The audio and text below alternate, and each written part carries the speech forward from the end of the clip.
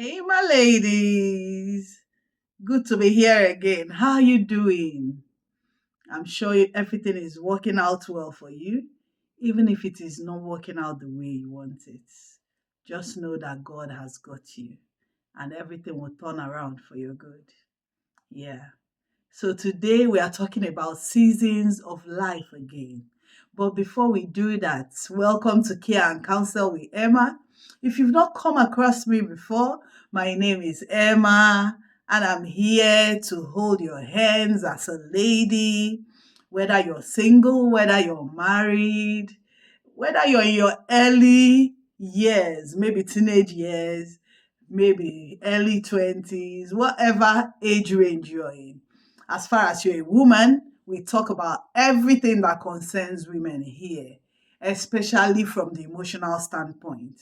Your experiences while growing up, your experiences now as a woman, as a single, as married, as a mom trying to conceive, conceived already, single moms, widows, whatever you're going through, we are going to have something for you here.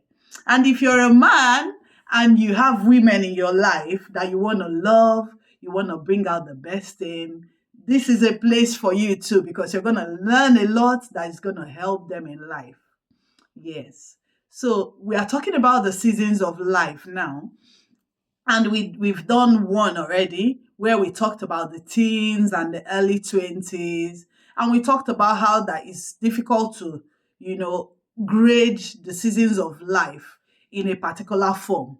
So I'm just using the ages to talk about the seasons that come with those ages. And then I would be intertwining it with other things also. So just so that we can know the things we go through in life and see if it resonates with you. And if it does, put it in the comment section. Please do engage. And if you've not subscribed to this channel already, please do well to do so. And share to other people that you think is going to benefit. Yeah. So let's dive into it. Last week or the last time, we talked about the season of discovery, that is the early teens, early 20s, and the teenage years. So we are going to move on to the 20 to 30s now. Yeah. So that season is the season of building. And the things that come with this season are during this period you're trying to establish your career direction. Probably you're done with the university, you're done with college or any training you've been through. The other time we talked about getting skills, whether online or physically, skills that align with your interests, so that apart from formal education, you will also have something else to fall back on. So here you're establishing your career direction. Probably you studied medicine and you're done and you're saying, "Oh, I don't want to be a medical doctor. I want to be a baker." Yeah, you have the degree, but you don't want to do anything with it. And now you are establishing your career as a baker, or you're establishing your career as a cook or a caterer, So that is this season, 20s to 30s. You're establishing your career, you're forming serious relationships. Most people get married from 20s up. Within 20 to 30 years, I think about 80% of people are married already within that age range. So marrying too early would be before 20s, although everybody has their seasons in life, but in quotes, early. And people will term marrying late in life from over 30s. But I don't think it's that way anymore. But when we're younger and much earlier, if you married in your 30s, it would be like, oh, you're marrying late. But now things are changing, right? Yeah, I think it's changing. So forming serious relationships comes within this period. That means relationships, friendships that are going to last for long because now you know yourself better, you understand yourself better. Even though you're still transforming, but the friendships that you form around this time are most likely to last longer. And then creating financial stability. So as you're forming your career path, establishing it, you're also creating financial stability through that career. You're forming a stable finance sector of your life. Let me put it that way. So you're forming stability in that area. It might be gradual, it might be speedy, depending on your work in life and where you started from. Some people were born into wealth already.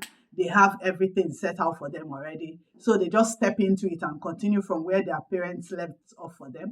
But some of us have to start all over again and start building and building and building. Some it happens quickly for them, some it happens slowly and steadfastly. But like we said in the last video, whatever progress you're making is good as far as you're making progress. Everybody's life is different. Even twins don't have the same path in life. So, whatever progress you're making is good as far as you're making progress in the right direction. Yeah. Don't feel you should be in competition with anyone or that you should meet up with any standard. No, no, no. You're just fighting to be a better version of you every day. So by now, as we talked about forming serious relationships, you're probably building a home. Probably you got married within this period, 20 to 30 years, and you've started building a home, you've started building a family, your career, your business, all those things, you're building them up. Your personal vision, you're building them up.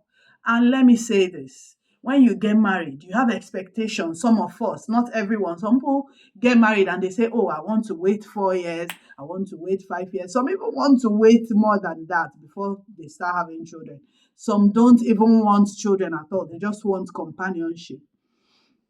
But if you went into marriage and you're saying, oh, I want to have children, one thing you should do for yourself is to be calm about it.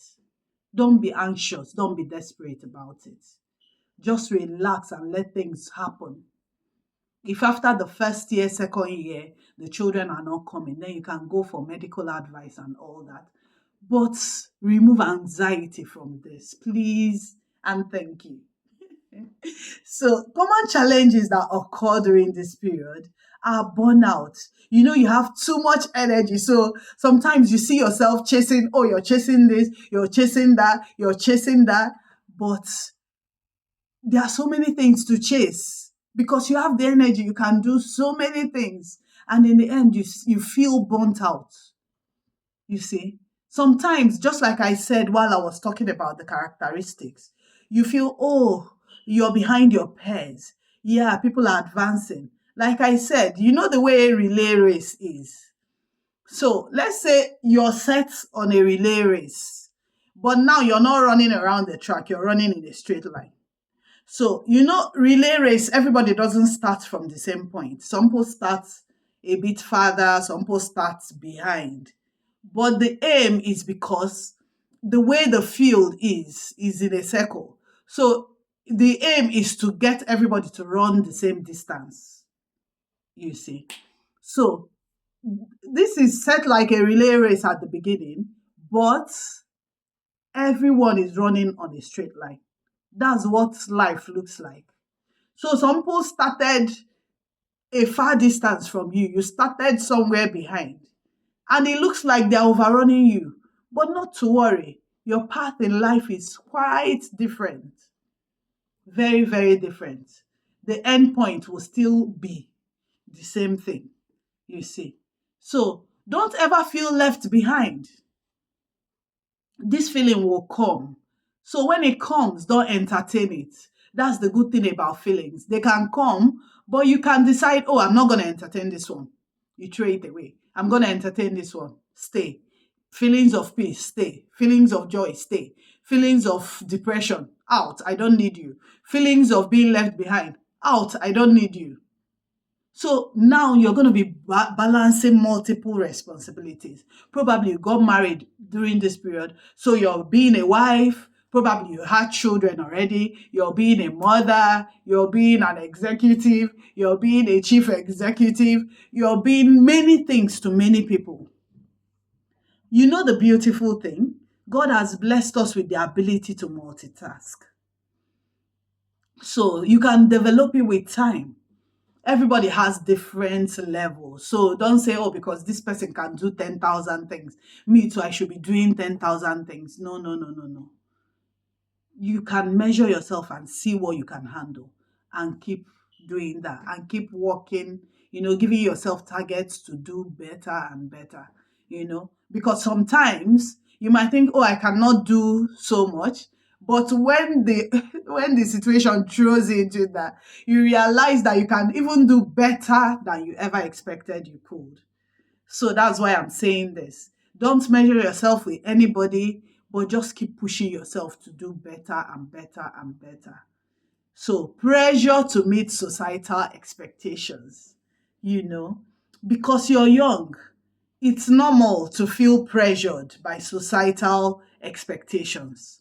But not to worry, because every other person feels that way. And just like I said about the thoughts, you can decide which one to keep and which one to not keep. You can entertain those pressures, or you can say, no, I don't want to be put under this pressure, and move on with your life.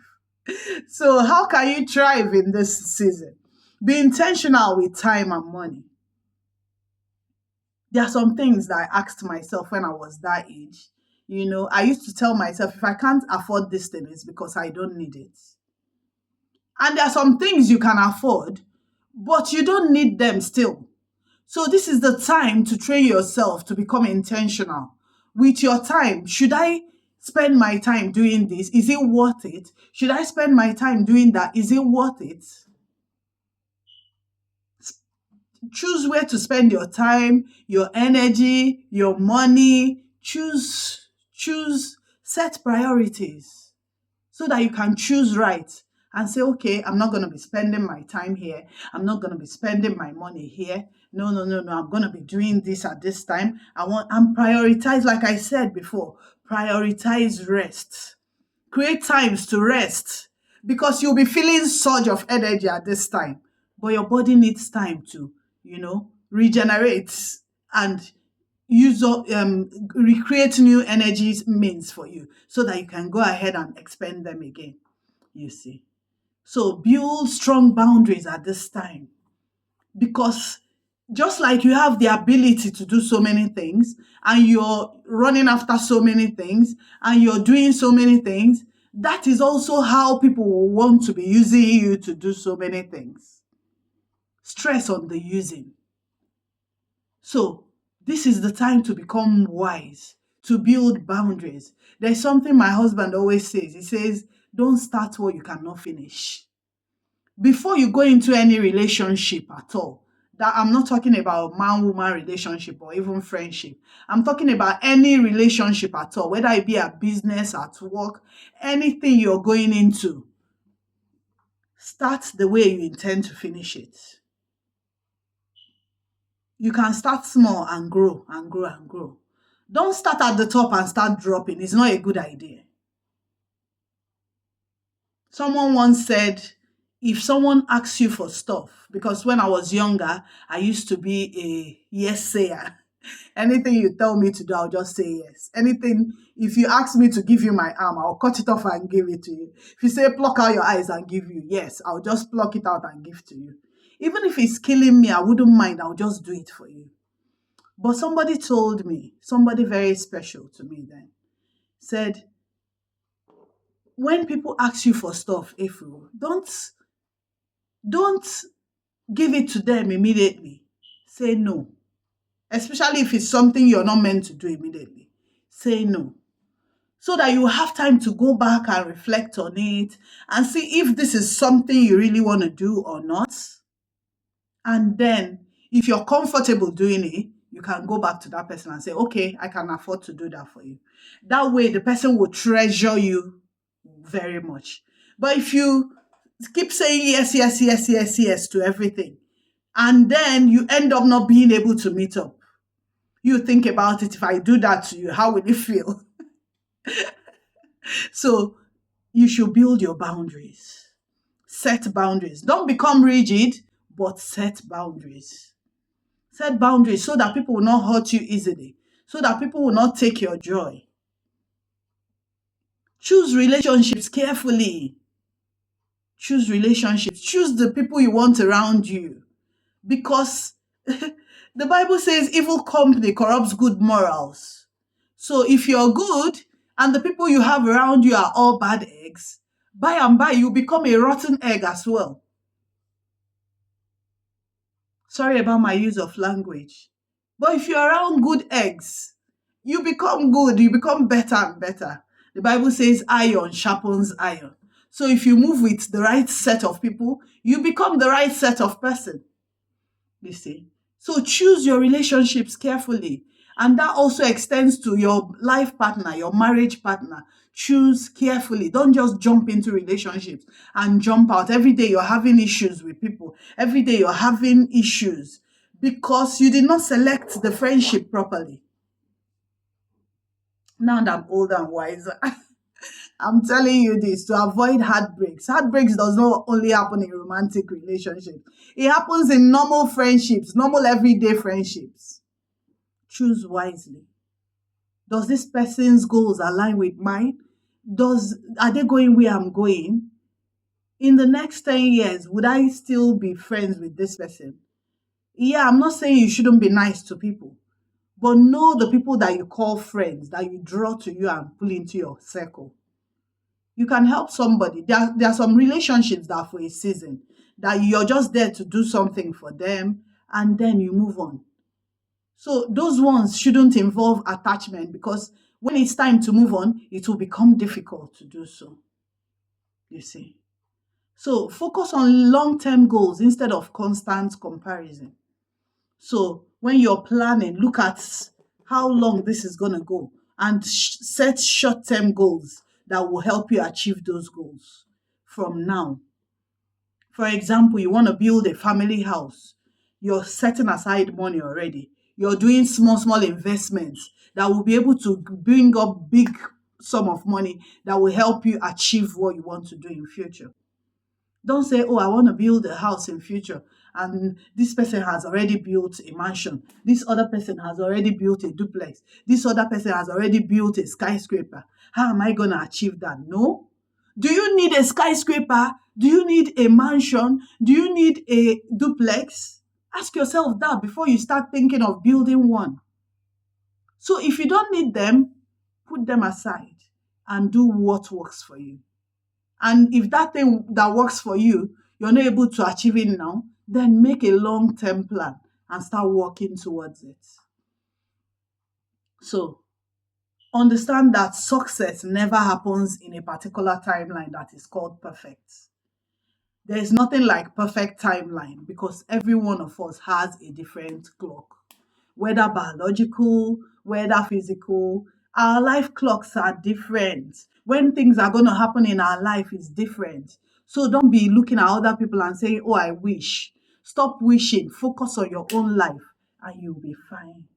Yeah. So we go to the third season, and that is the season of expansion and responsibility. Yeah. So that is from the 30s to the 40s. And in this period, you're gaining more confidence and competence in the things you know how to do because you've gotten years of experience. You know, things in life, you get better at them when you do them consistently. This period, you have leadership roles, you're a mommy, you're an auntie, you're a wife, you have leadership roles. Probably in the office at this stage, if you started working early in life, you would have gotten to a leadership role. Maybe the leadership of a department or even the entire group itself, you see. So you have leadership responsibilities in your career, your family, even in the community. You have increased responsibility as a result of this leadership. And you have deep self awareness that comes with the greater confidence and competence. You see. So, but the challenges you're going to be facing this period are caregiving demands, demands from people around you for care, especially if you have children. The caregiving demands now, your children might still be young at this time, depending on how early you got married, and it's going to take a toll how you're going to handle balance it with other things that are happening in your life, with the career plateaus that are happening. You might have lack of time for your own self. This is where the rest that I always talk about comes in. Plan it. Plan it. There's something a friend of mine, bless her soul, told me. She said, don't be so perfectionist. Sometimes things might not look right. Sometimes things might not look perfect, but just let it go and spend some time and rest. Spend some time and rest. Your body needs it. You see? So, with the increased responsibilities, you might not have time for yourself anymore, but you need to create this time. You feel stretched, too thin, depending on how you plan your life. But most ladies have this because they are trying to be a good wife, they are trying to be a good mother, they are trying to be a good worker wherever they work or wherever they are doing business. A friend of mine said, you shouldn't work on being a perfect mother. You should work on being a living mother, if that makes sense to you. So, do the best you can and leave the rest. Don't push it too far that you become stretched out, that you become drained. Don't push it too far. So that comes with planning from your 20s. If you've passed that stage, you can still do it now. You can still work on those things that you've not done in those periods. You remember I said some of these periods overlap into others. So for some that have not even gotten married at that 20s, now is the time they are getting married. Now is the morning of your life. So take the best of it and make the most of it. So how do you thrive during this 20s to 30s, 30s to 40s period? You should delegate responsibilities where possible. Don't plan to do everything by yourself. If you have people that help in the house, say, okay, I'm going to spend time with my children while you help me out to clean. Or even if you don't have people that stay with you, you can source it out and say, okay, I'm going to call people to come clean the house for me if you can afford it, once in a week, once in a month, when the children are still young. But when the children start growing, you start engaging them. You just wash off the dishes you used in eating. You just sweep up that mess you made on the floor there. Just like that, little by little, they will pick up and start doing those things. And that way you will see you've gotten relief in that area. You didn't need to employ anybody, and your children have gotten skills. They've been trained in skills. I know we mothers, sometimes we are so overprotective of our children. Sometimes I feel that way too. I'm like, oh, that's too much for him or her to handle. But the children are willing to do these things. So discover this willingness and help them. Even those that are not willing, they need the skills. So go ahead and still give it to them, even though they are not willing. And age appropriately. Start training them that way. So that's the delegation of responsibilities. Protect your physical and mental health. Eat well. Don't feed the whole family and eat leftovers. Mommies, we are fond of doing this. Single ladies at this time, eat well. Now is not the time to be eating junk. Now your body is developing more and more, so you should pay attention to what you eat the right things, drink the right things, and you can indulge once in a while, but the habit should be eating in portion control. Portion control is the best thing that can ever happen to you. That way, you can eat anything you want to eat, but in little portions. You'll be able to handle it.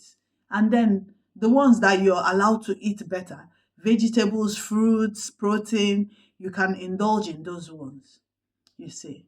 So mental health, protect your mental health. That rest I talked about is still helping you protect your mental health. Stay away from negativity. Don't be that negativity, and don't stay around negativity either, you see. So continue investing in your personal growth. Those skills that you were learning when you were a teenager, in your early 20s, keep investing in them. We don't stop learning. Some ladies go back to school 60 years, 70 years. So keep investing in yourself. Maintain friendships and support systems, because this is something that helps you lighten up, that helps your mental health. Times that you spend with friends, you feel refreshed, you feel happy again, you feel even younger. Because you can talk about things, when that you did when you were younger, things that resonate with you and that friend or those friends. Spend time in relationships, support systems, allow people to help you. You're a superwoman, yes, I agree with you, but don't kill yourself being a superwoman. Where you can, allow people help. If there are people around to help, allow them help. It's not going to reduce your superwoman material. It's not going to reduce it by from 100% to anything. In fact, it's going to show how strong you are, because it takes a strong woman to actually allow people to help. Let me change the narrative. So learn to say no to things that don't align with your priorities. We talked about that in the previous season. Learn to say no. Things that don't align with your priorities. Stand and say no. And don't feel guilty about it. You haven't done anything wrong by being you. Yes, so we're going to stop here. And in the next one, we'll continue with the other two or three seasons. I hope to finish it in that one. So if you have not subscribed, remember to subscribe. If you have already, remember to engage in the comment section. Share to people that would need this. And see you in the next one.